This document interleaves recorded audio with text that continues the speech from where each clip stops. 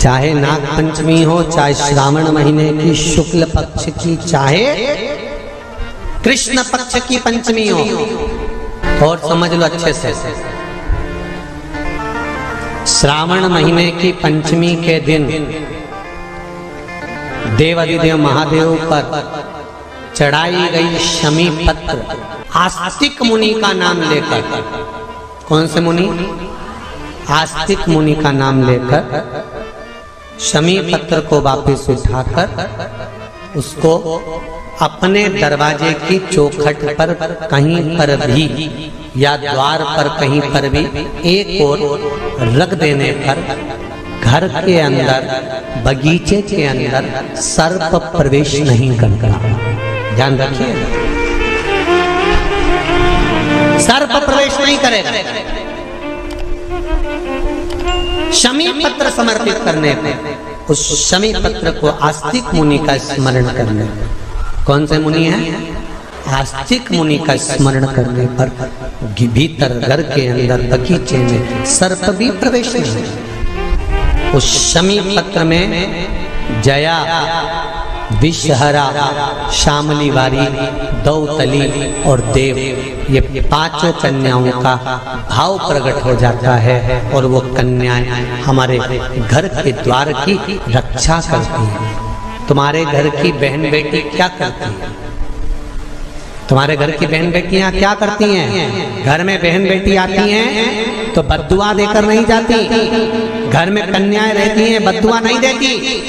घर की बेटियां जब दरवाजा छोड़कर शादी कर वाले दिन, विदाई के दिन अगर जाती भी हैं तो बेटियां हाथ में धान भरकर फेंक कर जाती हैं कि मेरा मायका खूब फले फूले आगे बढ़े। छापे लगाकर चली जाती हैं कि हमने हमारी जीवन की सारी दौलत, जीवन का सारा सुख अपने मायके में दे दिया है। वो बेटियां तो जया, विषहरा, शामली बारी, दौतली, देव, ये उस घर में निवास करती हैं जिससे ये पंचमी, कौन सी तिथि?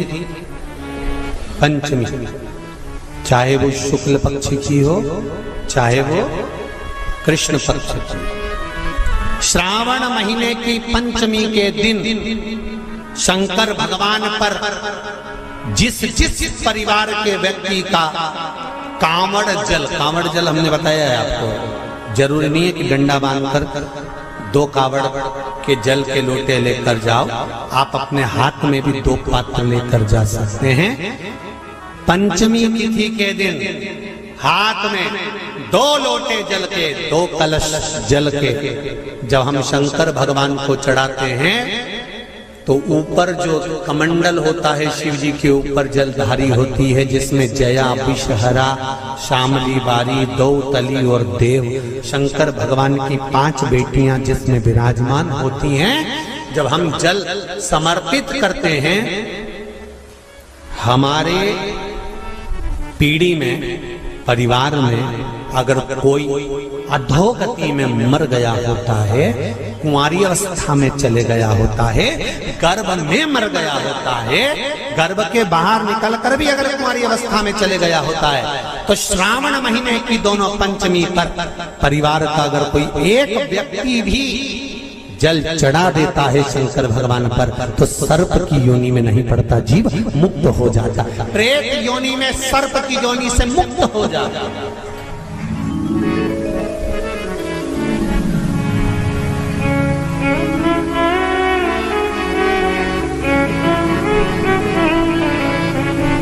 महाराज, हमारे यहाँ सांपों की पूजन कौन से दिन होती है, कौन सी तिथि में करते हैं? जम के बोलो जरा। नाग पंचमी। नाग पंचमी का मतलब क्या है? सांपों की पूजन करो। नाग पंचमी का मतलब होता है शंकर जी के मंदिर में जाकर 1 लोटा जल समर्पित कर दो। उसका कारण क्या है कि हमारे परिवार में, हमारे कुटुंब में कोई 7 कुटुंब में, परिवार में कोई 7 पीढ़ी के अंतर्गत भी अगर कोई जीव तड़प रहा होता है, बड़ा हुआ होता है, उसकी मुक्ति नहीं होती है, तो पंचमी का चढ़ा हुआ जल उस जीव को प्राप्त हो जाता है और वो जीव तर जाता है, उसका फिर जन्म नहीं होता, वो तर, इसको मुक्तता कहता है, इसको मोक्ष कहता है।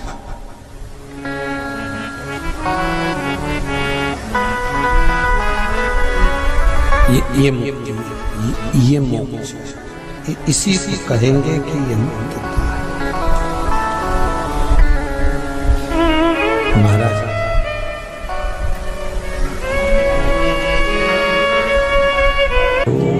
चाहे नाग पंचमी हो, चाहे श्रावण महीने की शुक्ल पक्ष की, चाहे कृष्ण पक्ष की पंचमी हो, और समझ लो अच्छे से, श्रावण महीने की पंचमी के दिन देवाधिदेव महादेव पर चढ़ाई गई शमी पत्र आस्तिक मुनि का नाम लेकर, कौन से मुनि?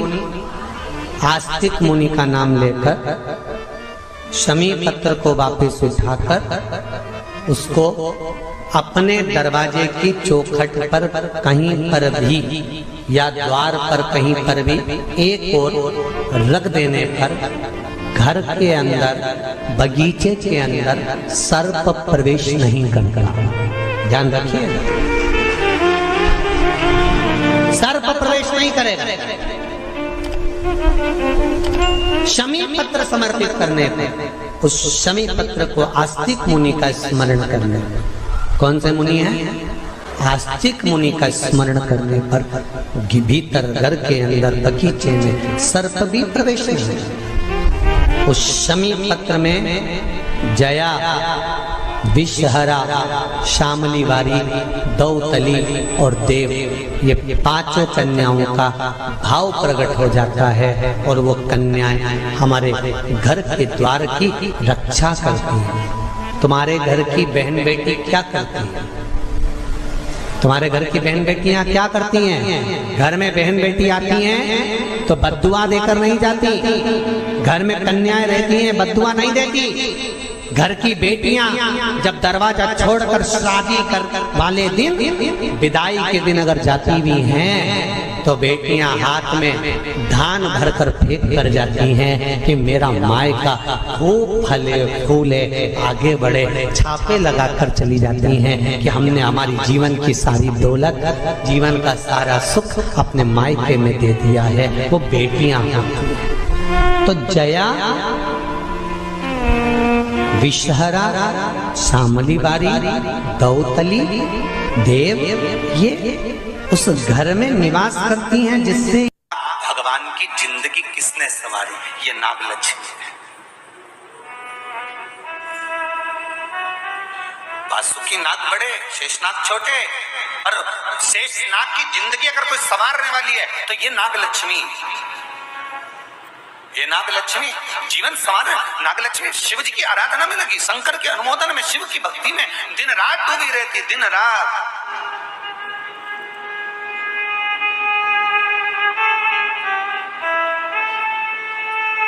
कितना सुंदर संवाद है।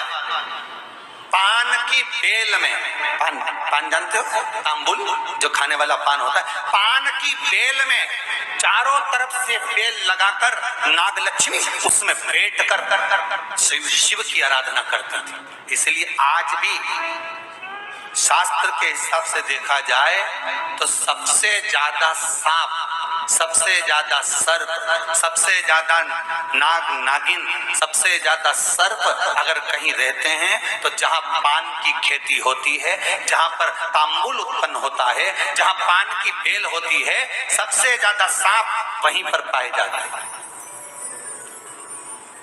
सबसे ज्यादा सांप वहीं पाए जाते हैं। और जो पान उतारने वाले रहते हैं, पान तोड़ने वाले रहते हैं, पान बेचने वाले रहते हैं, जिनको हमारे यहाँ सहज भाषा में चौरसिया कहते हैं, इनका एक विधान रहता है कि सांप पान के उस बेल में चारों तरफ रमे रहते हैं। पान की बेल में सांप के बच्चे चारों तरफ भ्रमण करते रहते हैं, और चौरसिया पान उतारने वाला, बेल में से पान तोड़ने वाला सांप के बच्चों को उठाकर, सांप को उठाकर उधर रख देता है और पत्ते तोड़ लेता है, पत्ते तोड़ लेता। उसको सर्प नहीं डसते। क्यों? क्योंकि यहाँ पर वर है इन चौरसियाओं को। कई चौरसिया लोग सोचे होंगे कि हम नाग की पूजन करते हैं, हम सर्प की पूजन करते हैं, नाग पंचमी पे हम सर्प का स्मरण करते हैं, हमारे कुल देवता के रूप में हम सर्प पूजते हैं। पर कभी चौरसिया ने विचार करा कि आखिर तुम्हें कौन सा वर प्राप्त हुआ कि तुम्हें सर्प नहीं डसेगा? तुम्हें कौन सा वर प्राप्त हुआ कि सांप तुम्हें नहीं काटेगा? पान उतारते समय, पान तोड़ते समय, पान को ले जाते समय सर्प